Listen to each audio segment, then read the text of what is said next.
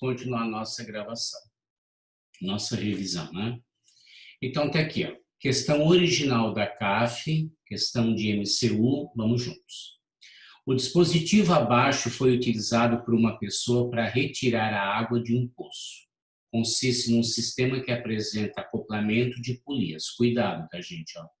Aqui, ó, é o caso da bicicleta, então a velocidade é a mesma. E aqui, ó, é quando você está no mesmo eixo, então aqui a linear é a mesma e aqui a angular é a mesma. Cuidado que aqui é uma transmissão de movimentos. Considere que o motor está ligado a uma polia A de 5 centímetros. Então isso aqui tem 5 centímetros. Ok?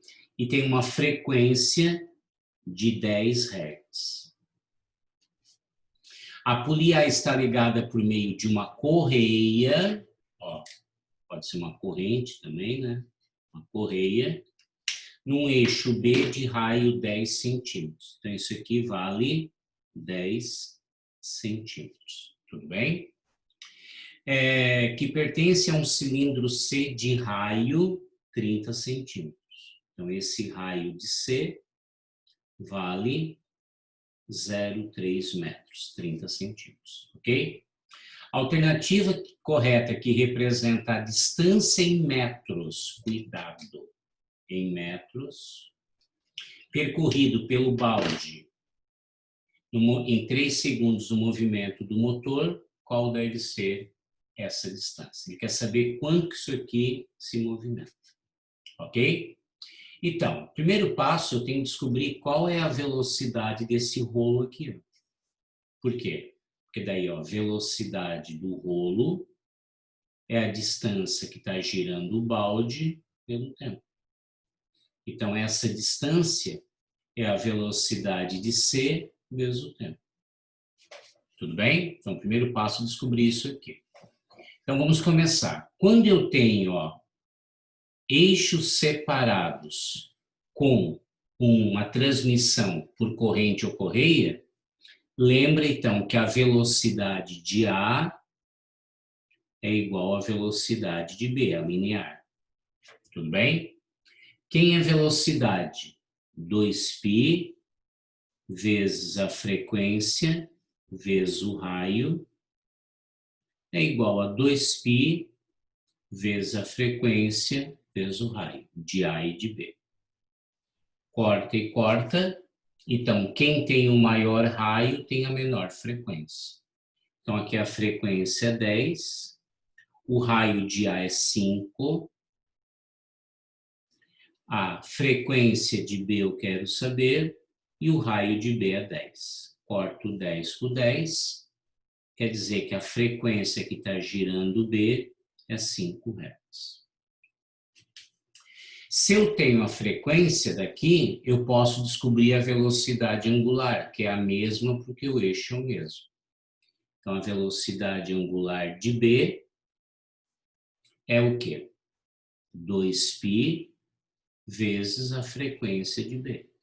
É só procurar no formulário. Então, velocidade angular de B é igual a quanto? 2 vezes π. E a frequência de B eu já calculei, é 5. Então, a velocidade angular de B vai dar quanto? 10π radianos por segundo. Se eu tenho essa angular, eu posso calcular a velocidade. Então, a velocidade de C é igual a angular vezes o raio. Essa angular aqui é igual a essa angular, que está no mesmo eixo. Então, tanto faz aqui, ó. Isso aqui pode ser de B ou de C. Então, a velocidade de C é igual a quanto? Angular é 10 vezes π. E o raio já passei para metros, que é 0,3. Então, a velocidade de C vai ser quanto? 10 vezes. O π vale quanto? 3 vezes 0,3. Corta esse com esse. Velocidade de C vale 9 metros por segundo. Então, eu já tenho a velocidade. Então, a distância é igual a 9. Quanto que é o tempo? 3 segundos. Quer dizer que a corda vai ter um deslocamento, né, de 27 metros. Ok? Uma questão muito bem feita, na minha opinião, uma questão média difícil. Então, olha só, gente, ó, quando tem eixos separados, a linear é a mesma. Quando eu tenho o mesmo eixo, a angular é a mesma. Angular é que monta ângulos, linear é aquela que realmente tem a distância. Tudo bem? Aninha, entendeu? Sim, entendi. Entendeu, Manu? Essa questão é difícil, hein? Sim. Então, Também achei meio difícil. mas é bom para lembrar, né? Então, cuidado aqui, gente, ó. O A, o B e o C, tá? Deixa eu fazer mais um resuminho aqui em cima. Então, bota assim, ó. Mesmo eixo, que é isso aqui, ó. Então, a angular de C é igual a angular de B, tá?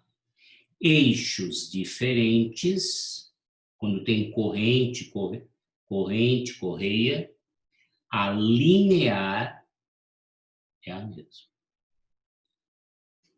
Bacana? Então tá aí. Legal copiar isso aqui, ó.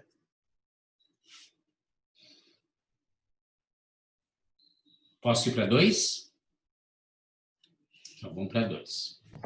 Um motorista dirigindo um carro vê um obstáculo e pisa no freio.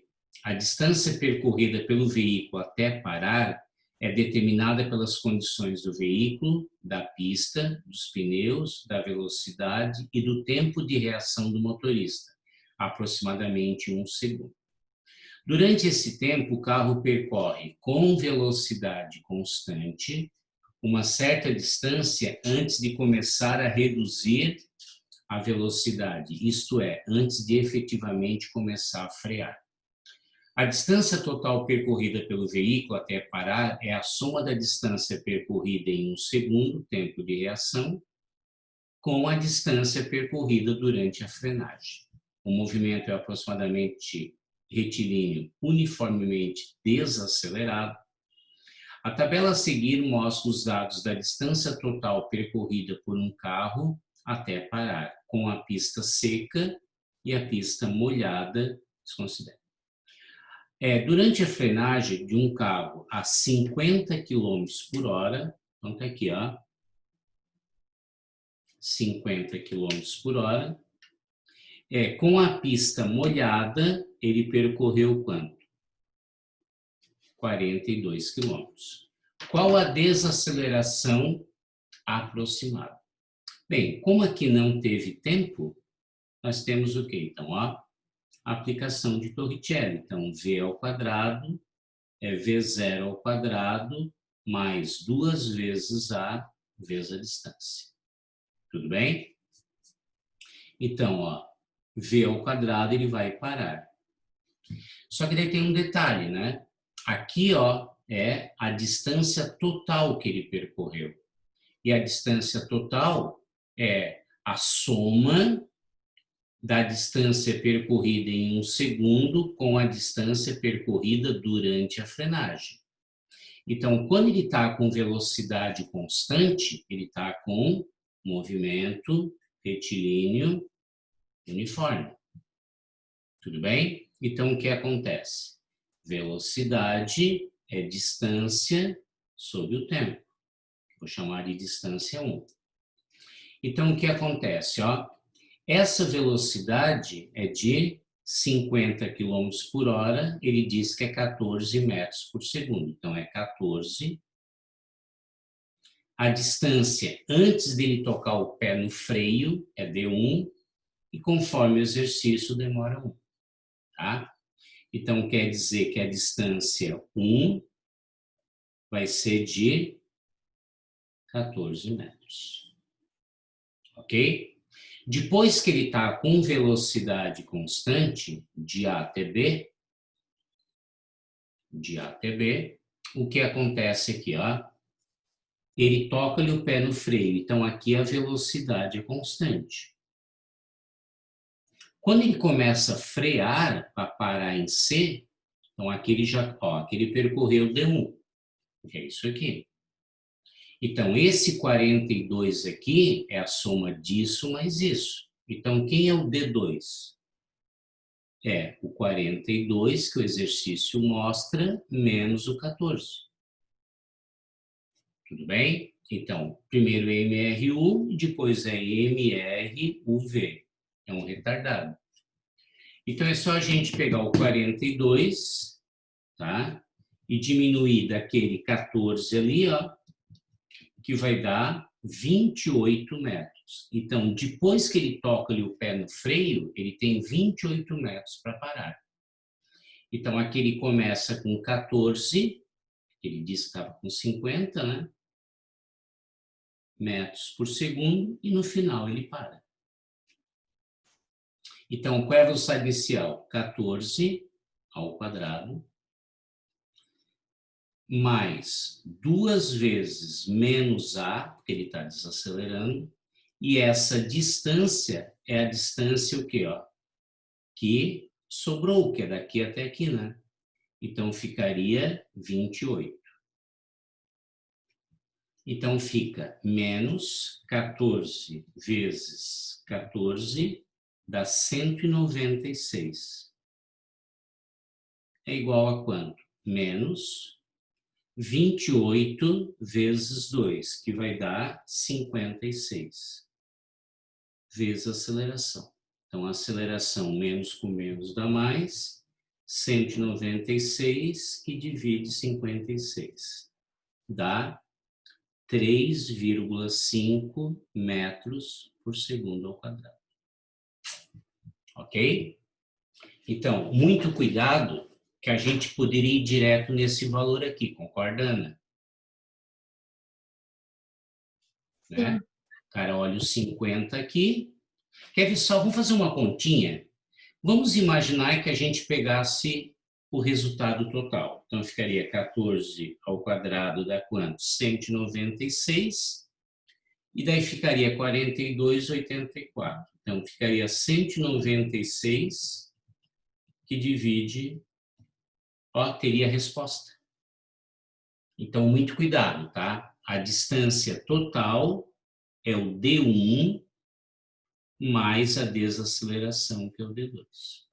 Tem que usar isso aqui, que é um MRUV. E aqui seria quem? MR. Bacana?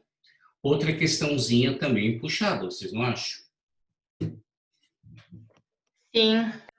Mas é bom revisar, né? Então, muito cuidado, tá? Que aqui, ó, nós temos um pedaço com MRU, até ele ver o obstáculo e tocar-lhe o pé no freio, a velocidade é constante. Quando ele toca-lhe o pé no freio, a aceleração é constante. Na realidade, uma desaceleração, né? Então, aqui é um MRU, aqui um MRUV. Tudo bem? Entenderam? Sim. Tudo bem, Ana? Alguma dúvida? Sim, tudo certo. Tá. Vamos para 3? Vamos para 3. Ó, outra questão também bem puxadinha. Um tipo particular de fogão, somente 2/5 da energia liberada na queima do combustível são utilizados para aquecer. Grifa para mim, ó, queima. Queima é calor sensível ou latente, Ana? Quando queima, quando muda de fase. Calor Latente. é sensível quando muda a temperatura. M vezes L. Tudo bem? Do combustível são utilizados para aquecer a água numa panela sobre ele. Calcule quantos gramas de combustível deve ser queimados nesse fogão para aquecer 1 quilo de água desde 20 graus Celsius até 100 e fazer a sua vaporização. Então, eu vou ter um calor sensível e um calor latente, tá bom? Então, vamos aqui juntos. Primeiro passo, ó, cada grama de combustível libera 2.000 calorias. Primeiro passo, eu vou descobrir qual é a quantidade total que ele precisaria. Então, seria um calor sensível mais um calor latente. O sensível seria o aquecimento da água de 20 até 100 e o latente de água 100 ao vapor a 100. Então, ó, quantidade total vai ser quem? MC delta T mais ML de vaporização. Isso aqui é tabelado, isso aqui é tabelado. Então, ó, quantidade total vai ser quanto? É 1 quilo de água, né? Então, é 1.000. O calor específico da água é 1. De 20 até 100 é 80. Mais 1.000. E o latente de vaporização é 540. Então, quer dizer que a quantidade total para você esquentar 1 litro de água de 20 até vaporizar tudo é 80.000 mais 540.000. Ok? Então, a quantidade total seria 620.000. O quê? Calorias. Ok? Só que a energia liberada, ó, 2/5 é 0,4. E 0,4 é 40%. Então, isso aqui é o real que eu precisaria, tá? Então, na realidade, ó, a energia, a variação de energia que você precisa é 2/5. Ó, isso aqui é o total. E eu precisaria do quê? 2/5 da energia liberada. Então, olha só. Se eu tenho 1 grama de energia que do combustível libera 2.000 calorias, então, ó, 1 grama é igual a quanto? 2.000 quem? Calorias. Ok? Então, se fosse 100%, quantos gramas eu precisaria? Para 620.000 calorias. Então, se fosse 100%, aí corta esse com esse. Então, aqui vai dar, ó, 620.000 que divide 2.000.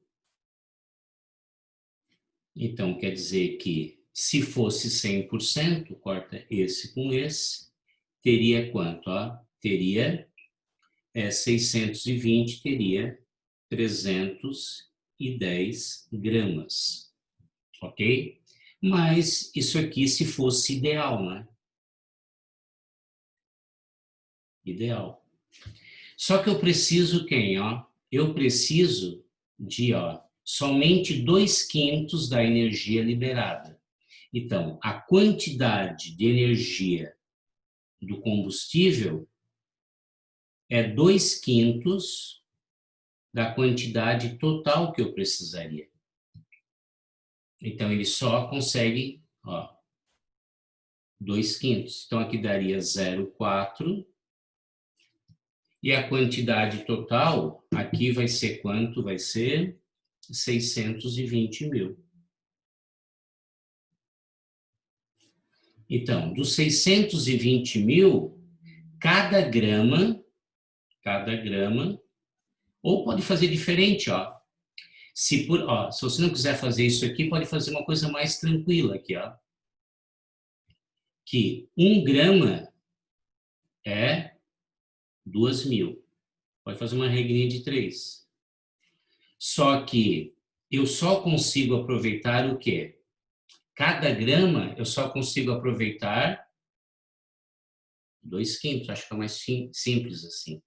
Então, cada grama na realidade, no real, não consegue ter 2.000. Consegue ter o quê? 2.000 vezes 2 dá 4.000, tá? Que divide por 5. Então, dos 2.000, eu só consigo 800 calorias. Ok? Então, dessas 800 calorias, aqui era se eu fosse 2.000, aqui é 800 calorias. Então, quanto que eu preciso na realidade? 620. Então, 1 grama, na realidade, é só 800 calorias. 620.000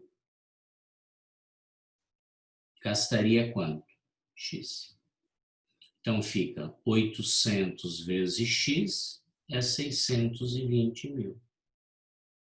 Deixa eu dividir aqui, 620.000 que divide 800. 700, tu precisaria de 775 gramas.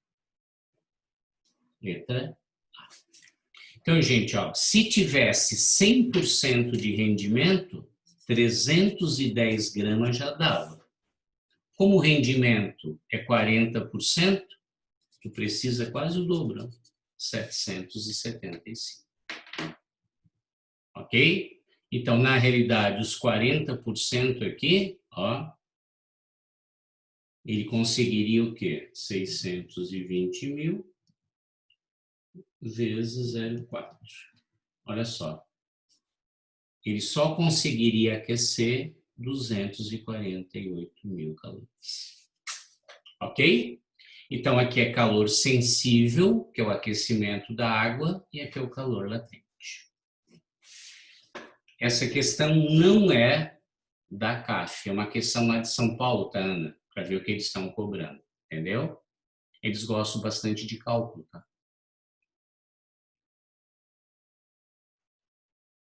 Entendeu, Ana? Sim. Então tá. Então aqui, sempre você faz o cálculo, cuidado com essa vaporização, porque ele poderia simplesmente aquecer a água. Aí aqui você poderia ter o quê? Poderia ter essa relação. Tudo bem? Mas ali o 540 vem na questão, Áureo? Sim. Aqui, o 540, Ana, e o 1 vem na questão. Uhum. Tá bom? Então, Ana, vamos colocar aqui no cantinho, Ana, vamos relembrar um pouquinho. Calor específico. Lembra quanto que é do gelo? 0,5. Que é igual ao do vapor, tá? Tá. E da água, vale quanto do líquido? 1. 1. Agora os L. Lembra qual é o L de fusão ou solidificação? 80. Não. 80. E de vapor, então para derreter ou para solidificar, 80, tá? De fusão. E de vaporização, 540. Tá bom? Calorias por grama. Por isso que aqui eu usei, porque ele poderia estar o quê aqui? Ele poderia estar abaixo de 0, né? Eu teria que esquentar a água ainda. Então, calor específico da água e do vapor, do gelo e do vapor é 0,5, do líquido é 1, latente de fusão é 80 e de vaporização é 540. Tá bom? Tudo bem? Sim, obrigada. Então vamos lá.